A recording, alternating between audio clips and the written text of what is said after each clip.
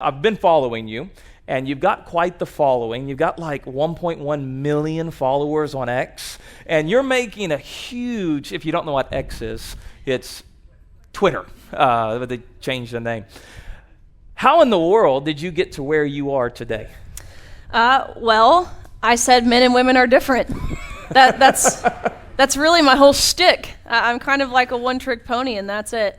But it's wild to think about the platform that you can build, the people you get to meet, the places you get to go, the impact that is had for really saying something so simple. But answering the question, I guess, in a broader sense, how I got here. I was an athlete, so I got to that point through hard work, through sacrifice, through grueling practices, which I imagine there are many parents in this room. They know what this is like. Athletes like your daughter, they know what it's like. I don't have to sit here and explain that. I competed at the University of Kentucky, very proudly finished my career there as a 12-time NCAA All-American, a 5-time SEC champion. So you're a wildcat. I'm a wildcat. Right. I'm a wildcat. Hopefully, I'm biased. I'm sorry, the SEC is the best conference. Hey, which is I'm a Sooner, and guess what? Which is We're why you guys are SEC, joining. So, I know. They make it so everybody can get in nowadays. all right. Time out. Let me say, Time out. I am a big What is Oklahoma. up with these SEC athletes coming to Sheridan? Last month, it was Tim Tebow, and he told me he didn't go to the University of Oklahoma because he was a Christian, all right? That was his line to me. And now we've got a Wildcat in here, and the Sooners are going to dominate the SEC. Hopefully we can all agree that we just don't like University of Tennessee. I can agree with that. Because orange is ugly and Rocky Top is annoying. So, but I am a big Oklahoma softball fan. Huge Oklahoma softball fan. So, phenomenal team and program and a phenomenal coach. So, big fan there. But really accomplished some great things in my career, things that I will forever be proud of. But my senior year, take you back, my junior year, we dealt with COVID, which was miserable, to say the least, right, in terms of the social distancing and the contact tracing and the mandatory vaccines, the mandatory mask, which how many of you have seen a swimmer in the water wearing a mask? No, but they certainly tried. We essentially waterboarded ourselves every day. So dealt with that. We were robbed of an NCAA championships during COVID. Came back my junior year. That was my sophomore year. Came back junior year. Ended up placing 7th in the nation, which I was pretty proud of. I didn't go a best time, but top 8, you're an All-American. It's a pretty high honor. But I knew I was capable of more. And so it was really right then and there my junior year where I placed 7th in the country that I set a goal for my senior year to win a national title. Which would, of course, mean becoming the fastest woman in the country in my respective event. And so, senior year rolls around. I'm right on pace to achieve this goal until this name pops up, leading the nation by body links, the name Leah Thomas. For all I knew at the time, when I first saw this person's name, I thought this was a senior from University of Pennsylvania, leading the nation again by body links and events ranging from the 100 freestyle, all the freestyle events through the mile, which is, of course, long distance. None of it really made sense until an article was released that disclosed that Leah Thomas was, in fact, Will Thomas, and swam 3 years on the men's team at University of Pennsylvania before deciding to switch to the women's team. As you could probably imagine, I looked up Will Thomas to find that this was none other than a less than average man competing in his rightful category to now, a record-smashing woman, breaking all pool records, team records, all the stuff. How tall was he? 6'4". 6'4". How tall are you? A whopping 5'6". 5'6". So he had a little height advantage. Which, it's so funny because notice your reaction. People in this room laugh, and understandably so, because it's objectively comical. Like it's like a Babylon Bee headline, or like an SNL skit, or a South Park episode. But again, that South Park episode was more like a documentary of what we experienced. the national championships rolled around. I naively believed that there was no way the NCAA would let this man compete with us. Surely they would see the harm. Surely they would see the unfairness. They would understand. Surely they would. It was the 50th anniversary of Title IX. All year they were boasting about 50 years of creating opportunities for women. I thought they would stand by that. But of course, lo and behold, 3 weeks before our national championships in March of 2022, they announced that Thomas's participation in the women's category was a non-negotiable. That's the verbiage they used, meaning there was nothing we could do about it. There were no questions that we could ask as female athletes. There were no concerns that we could raise. We were quite literally told we had to accept it with a smile on our face. And so I watched that first day. The first day was the 500 freestyle, which is not an event that I typically do. And so I watched as he swam to a national title, again, to no one's surprise, beating out American record holders, beating out Olympians. Olympians you'll see compete this week. Olympians you will see win gold medals. He beat them all by body lengths. 1 second might not sound like a lot of time, but in swimming, a sport that's measured down to the 100th of a second, 1 second is significant. He beat the entire country of women by 2 seconds. He became the first man to win a Division I NCAA women's title. Yeah, trailblazer. But the next day was the 200 free, which is the event that he and I race each other in. And so, of course, we get on the blocks, we dive off, we swim 8 laps of freestyle, touch the wall at the end. I look up at the scoreboard, and almost impossibly enough, we had gone the exact same time down to the 100th of a second, meaning we had tied, which is, one, incredibly embarrassing for a 6'4" man. He couldn't even beat me. But two, it's rare, right? You're racing for a minute and 40-ish seconds and not even 1/100th separated us, which you can't tell me that's not divine intervention.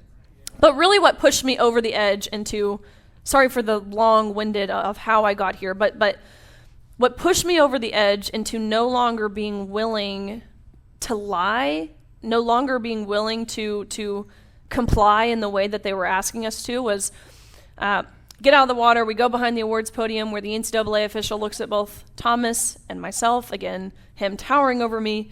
And this official says, "Great job, you two, but you tied, and we only have one trophy, so we're going to give that trophy to Leah. Sorry, Riley, you don't get one." Wow.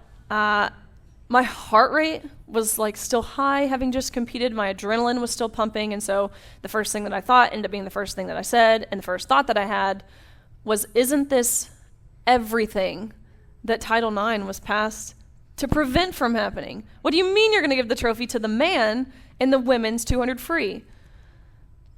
To which he didn't know what to respond back. They didn't give him a script of what to say when someone asked the dreaded question of why. And so he stumbled on his words, and he tried a couple different excuses. The first thing he said actually was, we're just doing this in chronological order. To which I said, okay, do you mean alphabetical? Because G comes before T. Otherwise, I have no idea what you're being chronological about. We tied. But it was at that point, his face changed. Understand, he sounded sad. I could tell he didn't even believe what he was about to say. But he looked at me, and I appreciate his honesty. And he said, "Riley, I'm so sorry, but we have been advised as an organization that when photos are being taken, it's crucial that the trophy's in Leah's hands.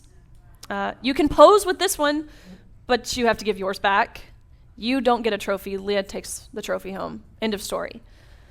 And that was the moment when all season we all did. We knew the unfair competition was wrong. We knew the locker room was wrong. We knew the silencing that we were facing from our universities. We knew all of that was wrong. But it wasn't until this official reduced everything that we had worked our entire lives for down to a photo op to validate the feelings and the identity of a man at the expense of our own.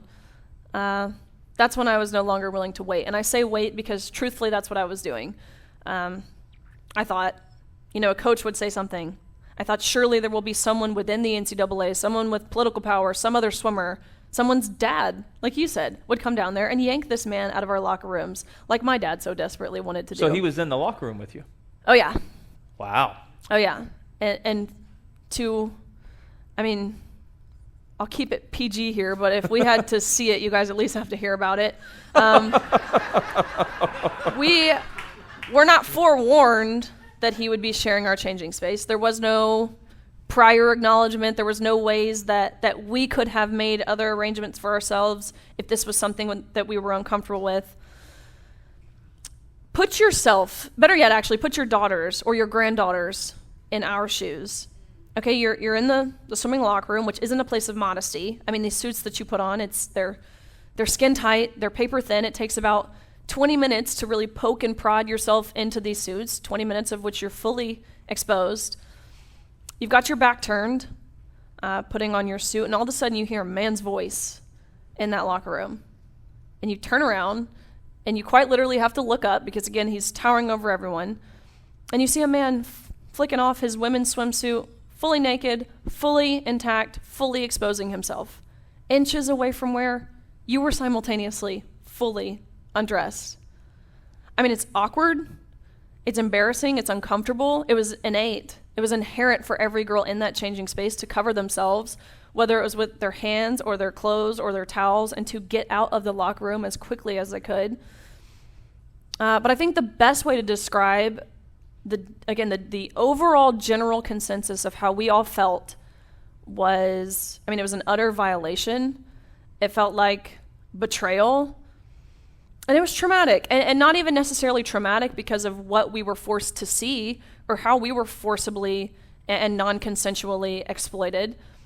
But it was traumatic for me to know just how easy it was for those people who created and enforced these policies to totally dismiss our rights to privacy without even a second thought, without even bare minimum forewarning us that this would be the arrangement. Wow. Yeah. That's unbelievable. Now, here's the question, though.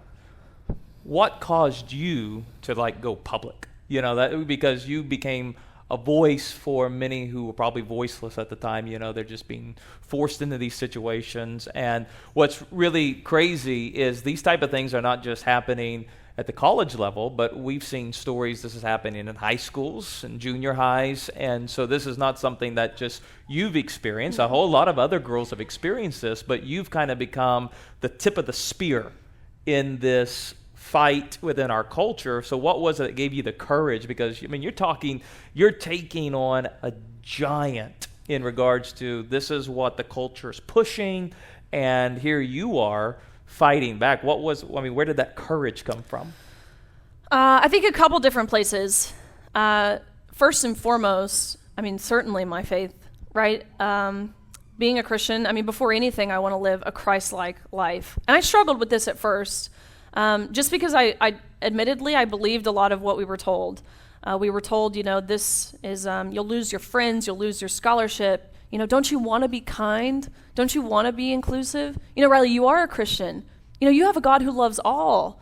And it really messed with me if I'm being entirely transparent, because I knew that. I knew we have a God who loved all. And even still, that's the hardest, or I guess the most difficult hate comment for me to read is when people say, how can you claim to be a Christian? And so I approached my youth pastor at home, people around me who are strong in their faith, and I said, am I doing the right thing here? And they said, Riley, yes, we have a God who loves all, but don't forget we have a God who hates sin. Our God is very clear. He is very clear in saying that he created male and female uniquely and intentionally in his perfect image. And to alter that or attempt to alter that or to deny his creation is an attempt to play God. And we see many accounts in the Bible and how that turns out for people when they attempt to play God. And in understanding that, that was really all the reassurance that I needed. But I think other places, I have a phenomenal family. I've got two parents who love each other very much, who raised me and my plethora of siblings in a way where, they taught us how to be independent thinkers. They taught us how to call out an injustice when we see it. They taught us humility. They taught us to admit when you're wrong, which I'm not very good at, even still, my poor husband. But they taught me these things, and I could not be more grateful for that. And then playing sports in the most, unique way, I think playing sports qualified me to be able to take this stand. It taught me how to be a leader. It taught me how to set goals and work to achieve those goals. I mean, and that's what I'm implementing in my life now. So my message to parents, it's probably considered child abuse now, but my parents made me play sports. I didn't have a choice. So if I can give you any advice, it's to make your kids play sports. Now, you've done something that maybe a lot of people in here may not be aware of, but you helped push some things forward here in the state of Oklahoma. Absolutely. In regards with some legislation that has been enacted here. So why don't you kind of tell everybody, because this is relevant to us, what was it that you were involved in regards to women's sports in this state?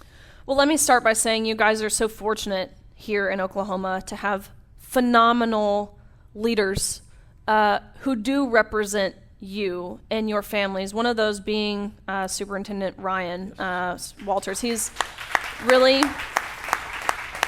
hands down, at the forefront of these issues, not just the gender ideology stuff, but much broader than that. And he stands so firm. So you guys are incredibly fortunate to have people like Ryan. You have a phenomenal governor, Governor Stitt. He has again been someone who has really foundational on a lot of this stuff, setting the standard and the precedent for other states to follow. And so what we've done here in Oklahoma, of course, Oklahoma passed one of the first states to pass some version of the Fairness in Women's Sports Act, which ultimately prevents males from competing in women's sports, which is great news. But really the amazing thing that the state of Oklahoma did, and it was no easy feat, is they passed a piece of legislation, which it was a lot of, as you have maybe had your eyes open to over these past 2 years or so, there was so much infighting. I mean, even people with an R by their name, okay, who were not supportive of this legislation, but a piece of legislation that codified and defined the word woman in law. Oklahoma was the third state to do it, and they were the first state to do it by executive order because the legislative body, because they wouldn't agree on it, Governor Stitt said, I'll take matters into my own hands. I will sign this because your daughters matter, because they're worthy of calling themselves champions. They're worthy of privacy in areas of undressing or maintaining their dignity. Your daughters don't exist to validate the thoughts in a man's head. That's not what your daughters are for. We are sending the wrong message to them by not passing this bill. And so he took decisive and swift action and signed an executive order, which set the example.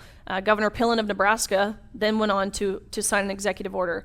Then Sarah Huckabee Sanders in Arkansas went on to sign an executive order. So we know what a woman is here. Y'all sure do. That's encouraging. What is a woman? The way the bill defines the word woman is anyone with the capabilities to, at one point, has been or should be able to reproduce with ova or eggs.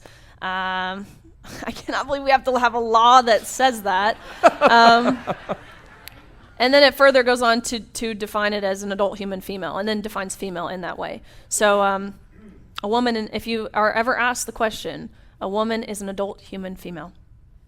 All right. That's it.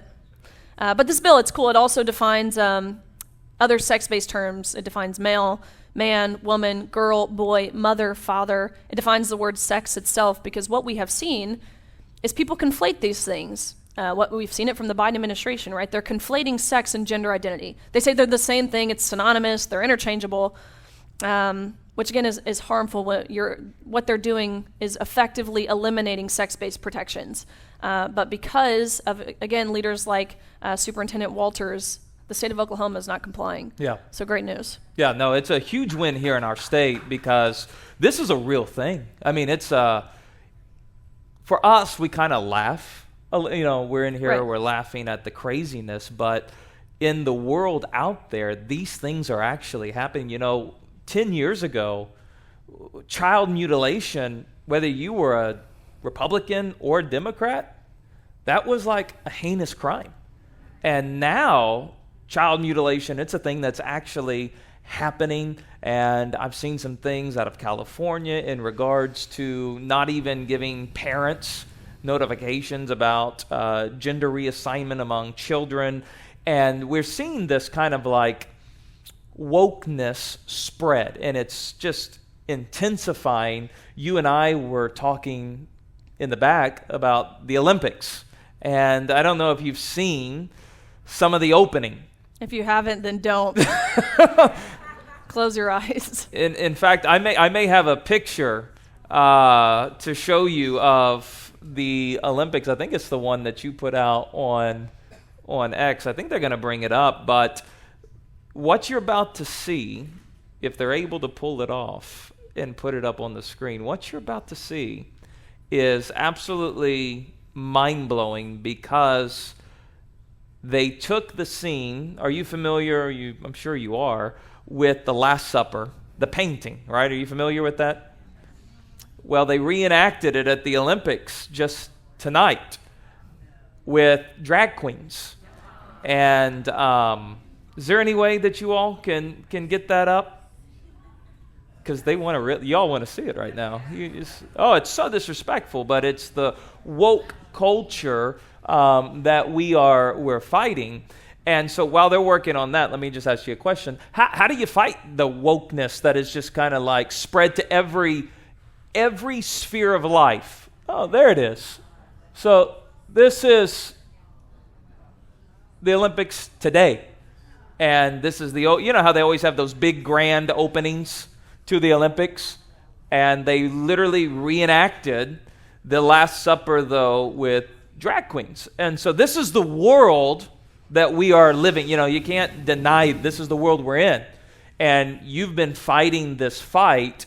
How would you say we go about, because this really is a war we have to win, how can we win this war? This is just the latest. Okay, this is not an isolated incident. To your point, we have seen this, I guess for lack of better words, woke ideology infiltrate into essentially every single realm of life. We have seen it in academia. We have seen it in corporate America, even corporations like John Deere or Tractor Supply or Harley Davidson was the most recent one, who has DEI offices and donating to the Human Rights Campaign and making their employees go to sensitivity training to learn how to use she, her pronouns when you see a 6'4" man with an Adam's apple quite literally exposing his male genitalia. I mean, corporations, we've seen it in corporate America, we've seen it in our media, within our government. Secret Service. Seemingly, oh my gosh, Secret Service. Even seemingly our spiritual leaders, which is why, people like yourself, Pastor, who do stand firm, yes, for biblical truth, but for, in this case, objective truth, biological reality. It's a rarity, but it is something that should be admired and applauded and appreciated. And I know the people in this room appreciate you, and I am one of those people. But how we push back, how we fight this, well, let's look at how we got here, really. In my really ill-informed, I'm no expert, right? I'm just a girl who wanted to compete. I'm just a college swimmer, okay? I'm no expert on this. But what I have seen, what I've noticed, is we have way too many people who are comfortable. Too many people who don't like feeling uncomfortable. They don't want to step outside the box. They don't want to ruffle feathers. They don't want to step on toes. Well, guess what? Now we have drag queens at the Olympics, okay? That's how we got here. So how we combat that is we denounce this. It shouldn't be hard. It shouldn't be controversial to say that women deserve to compete fairly. Can you believe? I'm called brave all the time, and it blows my mind. I don't feel brave. I do not feel brave. No, you know who's brave? It's our law enforcement. It's people who fought for this country. It's our first responders. That's who's brave, not me. But again, that's where we're at now. So we combat it by denouncing it and speaking truth, both again in an objective sense, but more importantly, a biblical sense. Yeah, I think that's good. And that's why the attendance at your church over COVID and even as it certainly continues, it's booming because people are desperate for truth. People are hungry for the truth. And so when we deny them of that, we're hurting everyone.